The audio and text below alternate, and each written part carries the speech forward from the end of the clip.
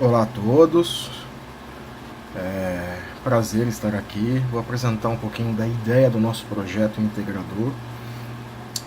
Meu nome é João Vitor de Souza, eu sou aluno da Univesp, quarto bimestre. Estou aqui para apresentar a ideia final do nosso projeto integrador. Tá? Nós resolvemos falar um pouquinho sobre um problema grave que acontece hoje na sociedade de uma maneira muito forte, que é falar sobre resíduos sólidos, né? A gente tem uma ideia muito vaga do que é resíduos sólidos, né? Ainda hoje na cabeça do brasileiro, isso nada mais é do que lixo, né? Na verdade, resíduos são elementos muito complexos, né? Existem resíduos domiciliares, existem resíduos hospitalares, resíduos tóxicos, resíduos de construção civil, né, pessoal? Então, assim, o nosso tema foi este, tá? Falando de resíduos sólidos, a gente não pode deixar de falar da Lei 12.305 de 2010, tá? Que é a Política Nacional dos Resíduos Sólidos, né?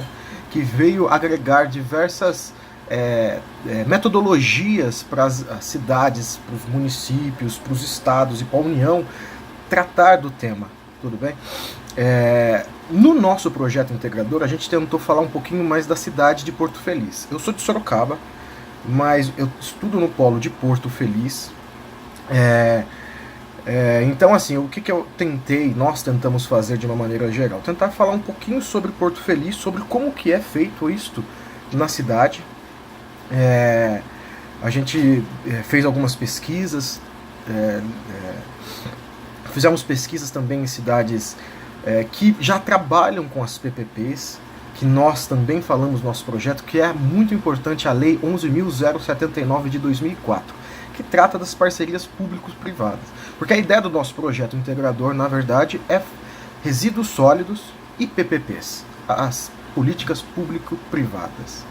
É tratar a gestão de resíduos, não só o Estado, não só as cidades, os municípios, mas a iniciativa privada, de uma certa maneira, está ajudando a tratar do tema, a tratar da gestão, tá?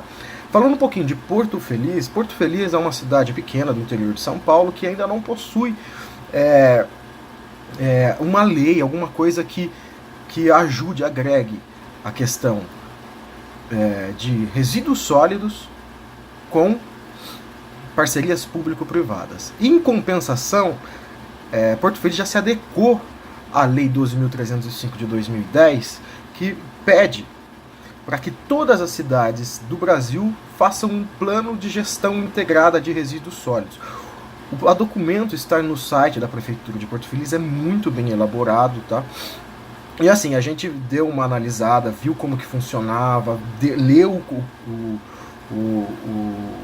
o documento da Prefeitura, é muito bem feito, é muito bem estruturado. Tratando-se do nosso projeto integrador, nós decidimos dar uma olhada a fundo em um tema, mas querendo abranger tudo. A gente deu uma olhada nos chamados RCCs, que são os resíduos de construção civil, que apesar de ser um resíduo, digamos, não tóxico de uma maneira geral, tirando um pouco de gesso, que tem os seus problemas, tem um descarte, tem que ser em local adequado, diferente do restante dos RCCs de construção civil, mas nós enxergamos que nas cidades, apesar de existirem caçambas da iniciativa privada que as pessoas alugam, então muitas pessoas em Porto Feliz acabam simplesmente pegando esse material e colocando em terrenos baldios, na frente de construções, enfim, fazendo descarte inadequado desse material, né? Então, assim, a gente teve uma ideia, a gente conseguiu dar uma olhada fizemos umas pesquisas em cidades que têm a parceria público-privada com relação aos resíduos sólidos, né? E nós achamos São Carlos, também interior de São Paulo, uma cidade semelhante a Porto Feliz de uma certa maneira, né? E eles já têm essa proposta, eles já trabalham com isso. Nós lemos algumas minutas de contrato, vimos como funciona lá e achamos muito interessante que, pelas peculiaridades das cidades que são semelhantes, seria fantástico, por exemplo, Porto Feliz pegar um modelo de São Carlos e implantar na cidade. Só que existem problemas políticos e monetários, de uma certa maneira, que não é tão fácil de assimilar. Mas acreditamos que as medidas que foram tomadas no Legislativo de São Carlos poderiam ser adotadas em Porto Feliz. Por quê? Porque as parcerias público-privadas, quando nós falamos de resíduos sólidos, ajudam a entender um pouquinho como as parcerias público-privadas melhoram a gestão e a produção da questão